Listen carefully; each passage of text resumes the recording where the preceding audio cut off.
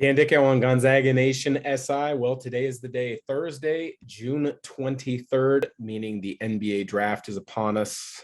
Obviously, there's a ton of excitement around the Gonzaga program, and rightfully so, because as we've talked about many times on this podcast, as well as the articles written on Gonzaga Nation SI, there is a probable chance that Gonzaga has the number one pick in the NBA draft. Obviously, it would be Chet Holmgren, who was talked about as a one and done ever since he committed to Gonzaga, ever since really he burst onto the national scene and being recruited and analyzed and ranked by the best in the evaluation business. But get back to today's day, the NBA draft tonight, what my expectations are for Gonzaga players. And where I see each of them going.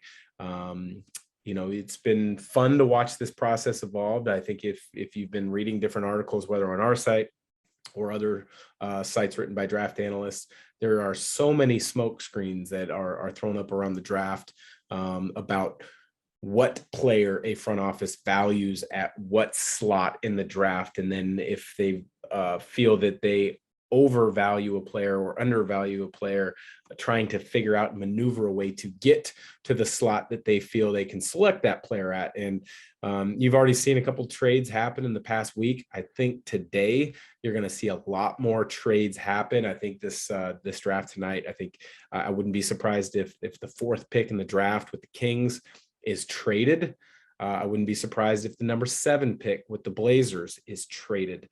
And then there's lots of other possible trades that are being talked about. And the crazy thing is less than probably 20% of proposed trades ever go through. So the amount of phone calls and text messages going back and forth amongst all these teams and agents is absolutely mind-boggling on a day like this. I had a chance to be around the draft as a player, and I would get constant updates from my agent if I was first, obviously, on the draft day myself, where I might fall, and then as a player solidified in the league, if there were any rumblings or rumors that I would be involved in a draft day trade. And yes, I was involved in a draft day trade many times, maybe more times than I would like to recollect, but that's part of the business of being an NBA basketball player is, unless you're a solidified part of an organization, you're essentially just a trading chip to make a trade work, if that's the case. And I fell into that category a lot. But back to the movement of this year's draft and the smoke screens.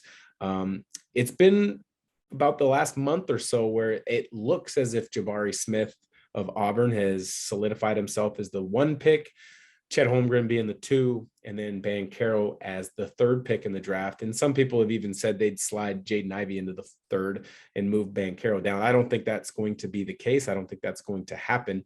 But it's funny because Las Vegas odds makers, and they are as smart with reading betting lines and gambling stories as anybody out there. They have moved Banchero to the most likely number 1 selection. And I personally like Banchero over Jabari Smith.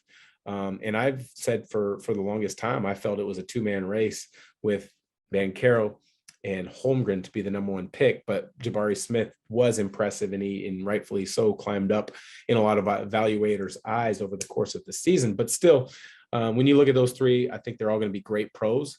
I think Holmgren needs the best fit to make an impact early.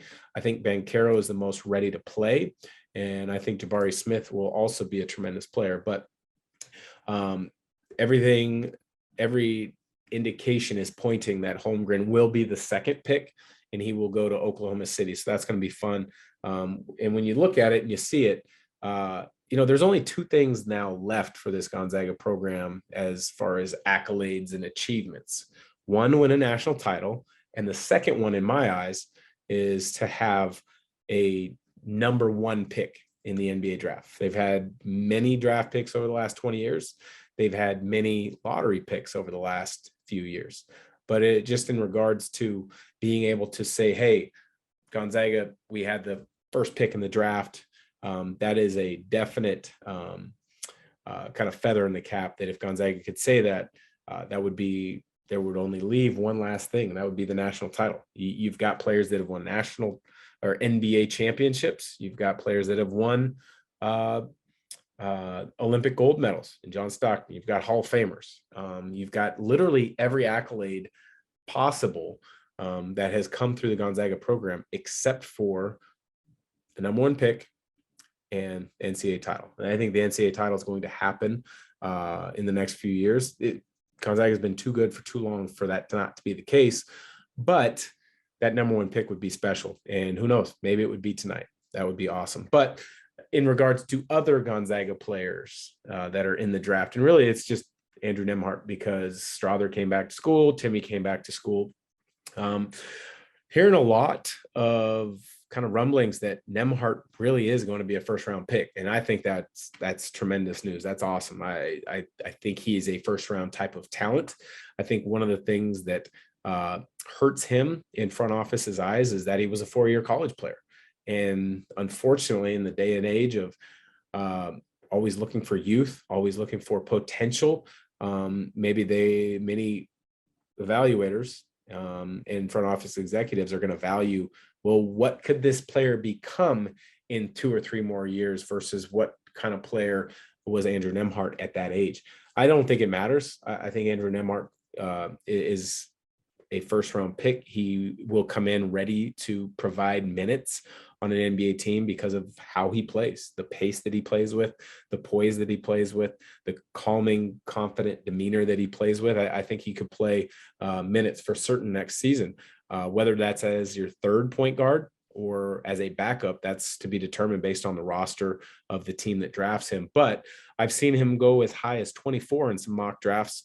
In our mock draft on Gonzaga Nation SI that myself and Cole Forsman and Asher Ali did and released just the other day, he was the 29th pick in the NBA draft. So regardless, that would be awesome to see where Andrew Nembhard goes. But I do think he is a first round draft pick today.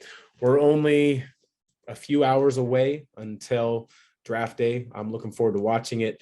It's the buzz on social media has been fun to follow as well, because Chet Holmgren's in a number of social media campaigns. And I'm curious if there's going to be any commercials that he's in during that are released during the draft. The other thing would be, it's always a unique and fun and interesting time to see what suit many guys wear on their draft night. I know it was something that was always talked about every single year.